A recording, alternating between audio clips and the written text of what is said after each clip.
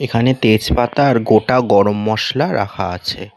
কড়াই গরম করে প্রথমে সর্ষের তেল দেওয়া হলো।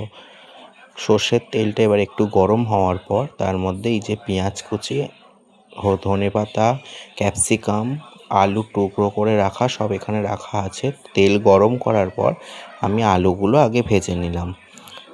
নুন আর হলুদ মাখানো আলুগুলো ফার্স্টে ভেজে নিলাম। নিয়ে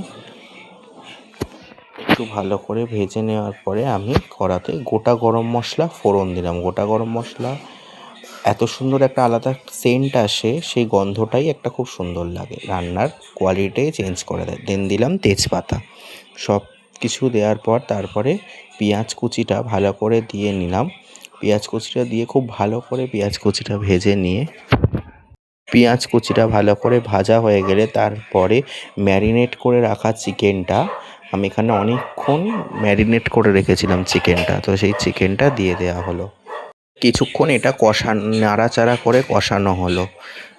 আধ ঘন্টা পর দেখুন এর কালারটাই পুরো চেঞ্জ হয়ে গেছে, আর মাংস ম্যারিনেট থেকেই পুরো জল ছেড়ে আমাকে আর এক্সট্রা জলও অ্যাড করতে হয়নি। দেখুন কত সুন্দর দেখতে হয়ে গেছে। তারপর আমি এবার ভেজে রাখা আলুগুলো ওর মধ্যে অ্যাড করে দিলাম, যে আলুগুলো আমি আগে থেকে ভেজে রেখেছিলাম। আর একটা জিনিস স্কিপ করে ফেলেছি, আমি ধনেপাতা আর ক্যাপসিকামটা দিয়ে ফেলেছি, সেটা দেখানো হয়নি আপনাদের। তারপর দেখুন আমাদের চিকেন রেডি হয়ে গেছে সার্ভ করার জন্য। তো আপনারা বলুন দেখে কেমন লাগছে, টেস্টটা কিন্তু খুব সুন্দর ছিল।